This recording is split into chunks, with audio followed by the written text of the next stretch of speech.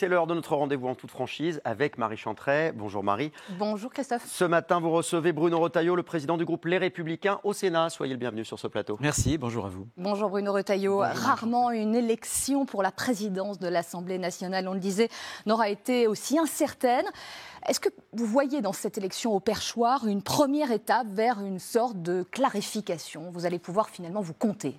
Non, mais cette élection va donner un certain nombre d'indices. On verra bien qui va ressortir donc, pour l'élection à la présidence pour le perchoir. Maintenant, ça ne fait pas tout.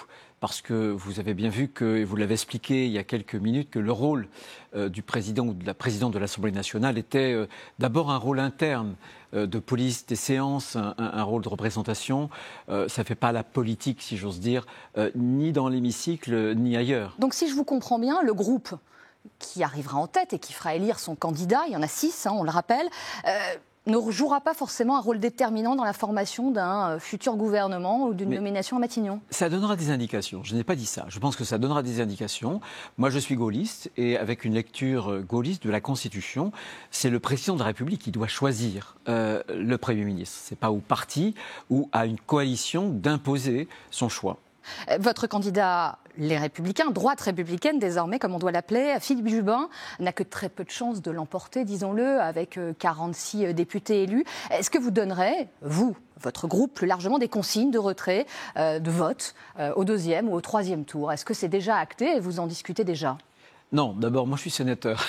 Donc je ne m'immisce pas dans les discussions des députés. Non, mais vous êtes dans de nombreuses réunions et conciliabules pour rétablir une stratégie. Il est clair que je nous vois mal jouer l'élection à la présidence de l'Assemblée nationale d'un membre du bloc de gauche, du Nouveau Front populaire. Donc jamais pour André Chassaigne ? C'est pas en tant que... Parce qu'André Chassaigne a beaucoup de qualités d'ailleurs. Il est communiste, il est de gauche. Il est soutenu par un bloc de gauche que nous combattons, qui présente des idées qui sont antinomiques avec les nôtres. Ils veulent plus d'impôts, plus de dépenses, nous on en veut moins. Ils veulent plus d'immigration, on en veut moins. Ils veulent une justice plus laxiste, comme 83% des Français, nous. On veut que la justice soit beaucoup plus ferme.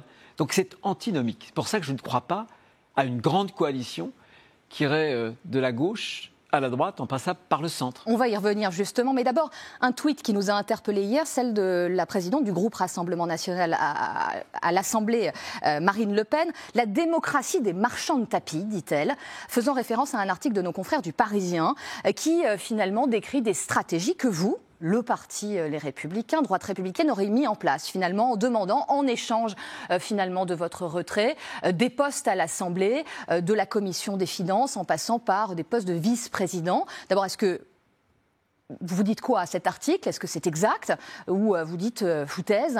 Et que répondez-vous à la présidente du RN ? Il n'y a pas de marchandage. Dans une Assemblée...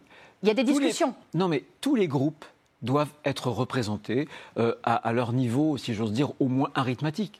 Et je dis d'ailleurs à Marine Le Pen que je réprouve la lettre qu'a fait le Bloc de gauche pour priver le Rassemblement national de tout poste de responsabilité. Il doit avoir des postes en... Mais ce serait une faute. Laisser près de 11 millions de nos compatriotes qui n'ont pas fait mon choix. Je n'ai pas voté, moi, évidemment, pour un candidat RN. Ils ont fait un autre choix. Mais c'est la démocratie. La Commission des Finances, par exemple, devrait leur revenir. Je ne sais pas, encore une fois, je ne sais pas. Mais ils doivent être justement représentés, parce que sinon, ce sera un déni démocratique. On leur claquera au nez cette porte-là. Je pense que dans une Assemblée, il est juste, et c'est le règlement d'ailleurs, le règlement de l'Assemblée stipule que chacun doit avoir sa part à la juste proportionnelle. Au final, Bruno Retailleau, si au troisième tour, il se trouve que Yaël Braun-Pivet est réélue présidente de l'Assemblée nationale, ce qui est une option totalement possible, qu'est-ce que ça enverra comme message après une élection, de voir que finalement, on garderait la même personne à la tête de l'Assemblée ? La réponse est dans votre question. Mais les députés LR pourraient voter pour elle ?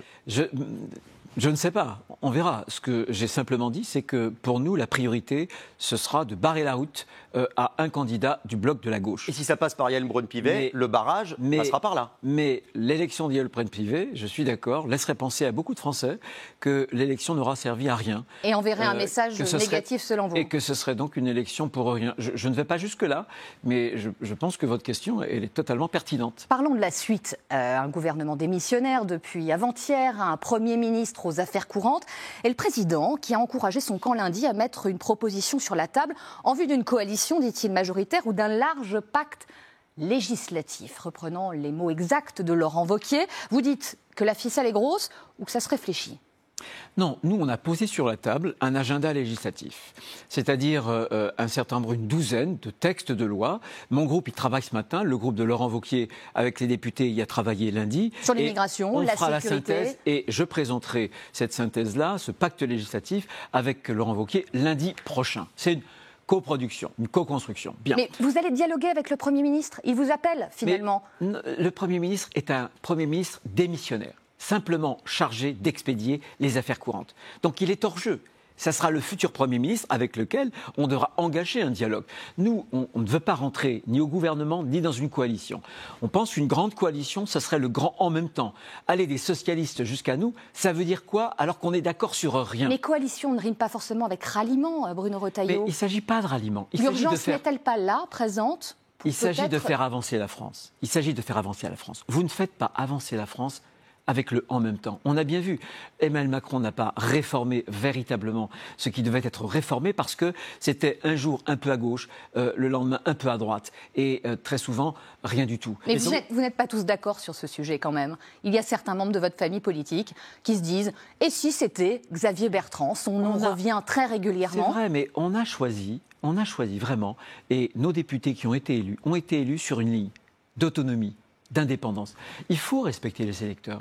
On a un mandat de leur part. Mais est-ce qu'un membre des Républicains aujourd'hui qui ferait un geste vers le gouvernement ou le président de la République serait exclu de votre parti, comme vous avez exclu Éric Ciotti dans des configurations très différentes avec son alliance et le RN? Non, il n'y en a rien à voir. Vous ne pouvez pas comparer ces situations. Je ne le compare pas, mais vous avez l'air tellement fermé à l'option d'une coalition. Qui a tourné Kazakh brutalement, qui a commis une faute morale incroyable, alors que ses camarades partaient au combat dans des conditions très très difficiles.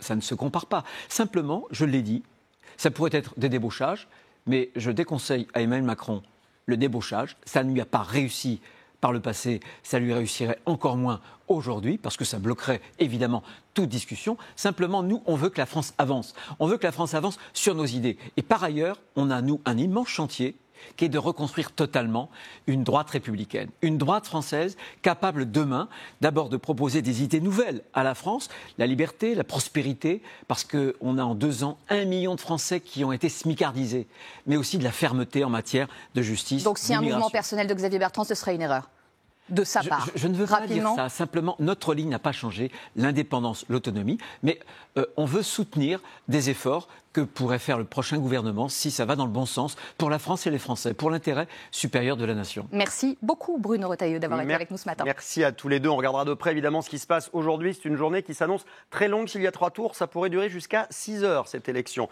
Donc on en parlera demain matin, assurément, Marie Chantrey. Encore plus de cernes. Oui, sans doute, mais ce n'est pas grave. Nous avons d'excellentes maquilleuses.